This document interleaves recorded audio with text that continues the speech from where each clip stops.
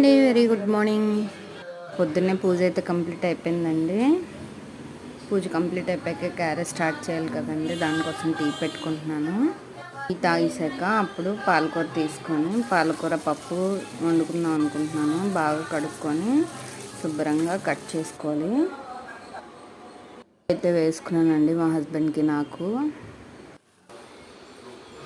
అయితే మా ఆయనకి ఇచ్చాక ఇగోండి కళాయి పెట్టుకొని ముందుగా జీలకర్ర, వెల్లుల్లి, ఒక ఆనియన్ తీసుకొని సన్నగా కట్ చేసుకొని అవి కూడా పచ్చిమిర్చి వేసుకొని కరివేపాకు, పోపు దినుసులు ఇవన్నీ వేసుకొని బాగా వేయించుకోవాలి. అవన్నీ బాగా వేగిపోయాక ఒక 3 టమాటాలు తీసుకొని అవి కూడా బాగా వేయించుకోవాలండి. అవి వేయించుకున్న ఉప్పు, కారం అన్నీ వేసుకొని అప్పుడు తగినంత కందిపప్పు వేసుకొని దాంట్లో తగినన్ని నీళ్లు పోసుకొని ఒక 5-6 విజిల్స్ వచ్చేంత వరకు కుక్కర్ మూత పెట్టుకోవాలి.